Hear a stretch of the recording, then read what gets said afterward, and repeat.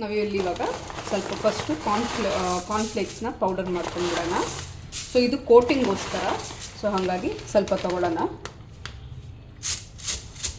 ಸಾಕು. ಇದನ್ನ ಒಂದು ಪ್ಲೇಟಿಗೆ ಟ್ರಾನ್ಸ್ಫರ್ ಮಾಡ್ಕೊಂಡು ಬಿಡೋಣ.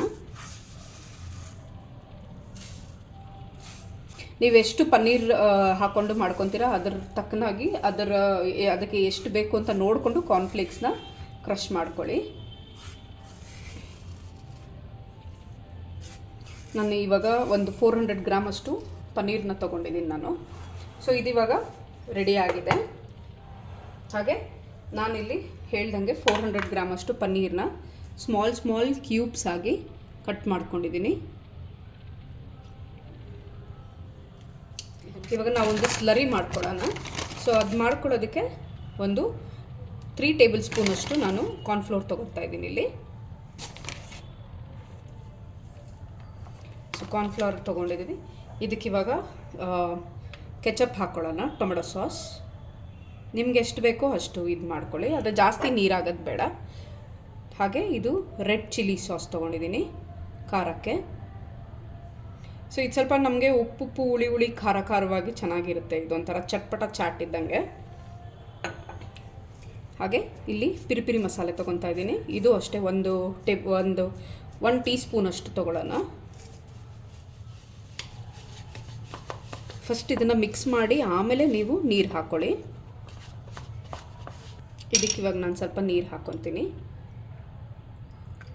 ಉಪ್ಪೇನು ಹಾಕ್ಕೊಳ್ಳೋದು ಬೇಡ, ಯಾಕೆ ಅಂತಂದರೆ ಸ್ವಲ್ಪ ಪನ್ನೀರ್ನಲ್ಲೂ ಉಪ್ಪಿರುತ್ತೆ ಮತ್ತು ಕೆಚಪ್ಸ್ನಲ್ಲೂ ಕೂಡ ಸ್ವಲ್ಪ ಉಪ್ಪಿರುತ್ತೆ. ಸೊ ಹಾಗಾಗಿ ಸಾಲ್ಟ್ ಏನು ಹಾಕ್ಕೊಳ್ಳೋದು ಬೇಡ. ಪಿರಿ ಮಸಾಲನಲ್ಲೂ ನಿಮಗೆ ಉಪ್ಪಿರುತ್ತೆ.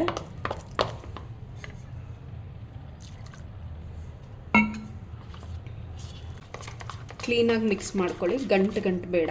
ನೋಡಿ ಇದರಲ್ಲಿ ಗಂಟಿದೆ. ಸೊ ಇದನ್ನು ಕ್ಲೀನಾಗಿ ಸ್ಮ್ಯಾಶ್ ಮಾಡಿ ನಾವು ಮಿಕ್ಸ್ ಮಾಡ್ಕೊಳ್ಳೋಣ. ಇವಾಗ ನೀವು ನೋಡ್ಬೋದು ನಮ್ಮದು ಸ್ಲರಿ ಇವಾಗ ಮಿಕ್ಸ್ ಆಗಿದೆ ಇದು. ಸೊ ನಿಮಗೆ ಎಲ್ಲನೂ ಮೈದಾ 3 ಸ್ಪೂನ್ಸ್ ತೊಗೊಂಡಿದ್ದೀನಿ ಮೈದಾ. ಅದಕ್ಕೆ ನಾನು 1 ಟೇಬಲ್ ಸ್ಪೂನ್ ಫುಲ್ಲಷ್ಟು ಪಿರಿ ಮಸಾಲ ಹಾಕಿದ್ದೀನಿ, 1 table spoon red chilli sauce ಹಾಗೂ 1 ಟೇಬಲ್ ಸ್ಪೂನಷ್ಟು ಕೆಚಪ್ ಹಾಕ್ಕೊಂಡಿದ್ದೀನಿ. ಸೊ ಇವಾಗ ಪನ್ನೀರನ್ನ ತೊಗೊಂಡು ಇದನ್ನಲ್ಲಿ ರೋಲ್ ಮಾಡ್ಕೊಳ್ಳೋಣ. ಈ ರೋಲ್ ಮಾಡಿರೋದಕ್ಕೆ ಇವಾಗ ನಾವು ಕಾರ್ನ್ಫ್ಲೇಕ್ಸ್ಗೆ ಡಿಪ್ ಮಾಡಿ ಎಲ್ಲ ಸೈಡ್ಸು ಕೋಟ್ ಮಾಡ್ಕೊಳ್ಳೋಣ. ಸೊ ಇದು ಕೋಟ್ ಮಾಡಿ ಒಂದೊಂದಾಗೆ ಏರ್ ಫ್ರೈಯರ್ದಕ್ಕೆ ಇಟ್ಕೊಂಡು ಹೋಗೋಣ.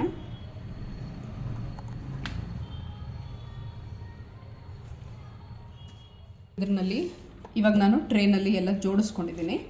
ಸೊ ಇವಾಗ ಇಟ್ಟು ಇದನ್ನು ನಾವು 190 ಡಿಗ್ರಿಗೆ 15 ಮಿನಿಟ್ಸ್ಗೆ ಕುಕ್ ಮಾಡ್ಕೊಳ್ಳೋಣ ಇದನ್ನ. ಸೊ ಇದು 15 ಮಿನಿಟ್ಸ್ಗೆ ಇಟ್ಟಿದ್ದೀನಿ. 5 ಮಿನಿಟ್ಸ್ ಆಗ್ತಾ ಇದ್ದಂಗೆ ಬಂದು ಇದಕ್ಕೆ ಇವಾಗ ನಾವು ಎಣ್ಣೆ ಕೂಡ ಹಾಕಿಲ್ಲ ಅಲ್ವಾ. ಸೊ 5 ಮಿನಿಟ್ಸ್ ಆಗ್ತಾ ಇದ್ದಂಗೆ ಲೈಟಾಗಿ ಆಯಿಲ್ನ ಬ್ರಷ್ ಮಾಡ್ಕೊಳ್ಳೋಣ.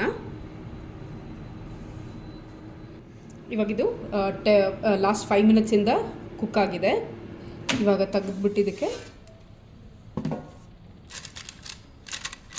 ಲೈಟಾಗಿ ಆಯಿಲ್ ಕೋಟ್ ಮಾಡೋಣ.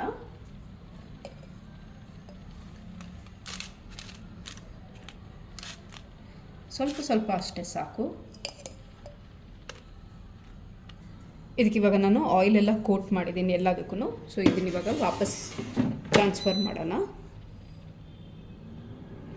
ಕಂಟಿನ್ಯೂ ಆಗುತ್ತೆ. 15 ಮಿನಿಟ್ಸಿಗೆ ಬೇಕ್ ಮಾಡ್ತಾರೆ. ಇದಿವಾಗ ಆಗಿದೆ. ಈಗ ನೀವು ನೋಡ್ಬೋದು ಎಷ್ಟು ಕ್ರಿಸ್ಪಿಯಾಗಿ ಗೋಲ್ಡನ್ ಬ್ರೌನ್ ಕಲರ್ ಆಗಿ ನೀಟಾಗಿ ಬೇಕಾಗಿದೆ ಇದು. ಸೊ ಇದನ್ನು ಸರ್ವಿಂಗ್ ಟ್ರೇಗೆ ಟ್ರಾನ್ಸ್ಫರ್ ಮಾಡ್ಕೊಳ್ಳೋಣ. ಈಗ ನೀವು ನೋಡ್ಬೋದು ಕ್ರಿಸ್ಪಿಯಾಗಿ ಇದೆ ಇದು. ಸೊ ಇದನ್ನು ನೀವು ಮಿಂಟ್ ಚಟ್ನಿ ಜೊತೆನಲ್ಲಾದರೂ ನೆಂಚ್ಕೊಂಡು ತಿನ್ಬೋದು, ಇಲ್ಲ ಅಂತ ಅಂದರೆ ಚಿಲ್ಲಿ ಸಾಸ್ ಜೊತೆನಲ್ಲಾದರೂ ತಿನ್ಕೋಬೋದು. ಟೇಸ್ಟಿಯಾಗಿ ಡಿಲಿಷಿಯಸ್ ಆಗಿ ಪನ್ನೀರ್ ಪಾಪ್ಕಾರ್ನ್ ರೆಡಿ ಆಗಿದೆ. ಮನೆಯಲ್ಲಿ ಹೇಗಿದೆ ಅಂತ ಮಾಡಿ ತಿಳಿಸಿ ನಮಗೆ.